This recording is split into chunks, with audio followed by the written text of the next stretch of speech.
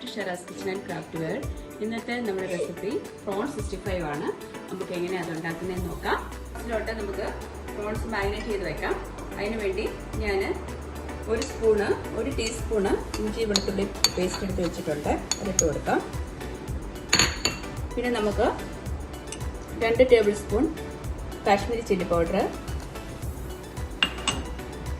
ഒരു 1/2 ടീസ്പൂണ് മഞ്ഞൾപ്പൊടി, പിന്നെ നമുക്ക് കോൺഫ്ലോർ ഒരു 2 ടേബിൾ സ്പൂൺ ഇട്ട് കൊടുക്കാം.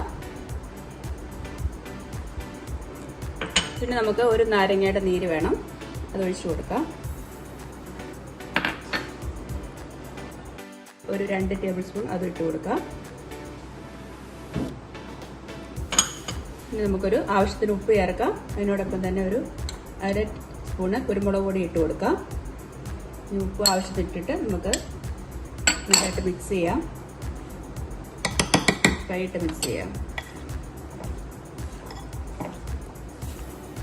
നമുക്കിതെല്ലാം മിക്സ് ചെയ്ത് മാഗ്നേറ്റ് ചെയ്ത് നമുക്ക് ഒരു 20 മിനിറ്റോളം വെക്കണം.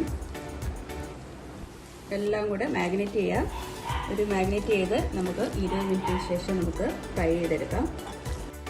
ഫ്രൈ ചെയ്യാനുള്ള എണ്ണ ആവശ്യത്തിന് ഒഴിച്ച് കൊടുക്കാം. ഒരു ഫ്രൈ പാനിലോട്ട് ഇട്ട് കൊടുക്കാം.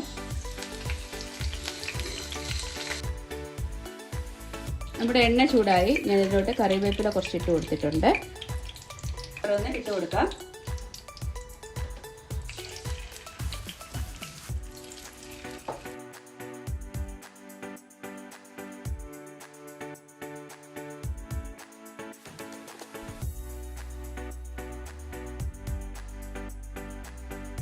നമ്മുടെ പ്രോൺസ് 65 ഇവിടെ റെഡി ആയിട്ടുണ്ട്. നമുക്കിനി അതൊരു പാത്രത്തിലോട്ട് മാറ്റാം.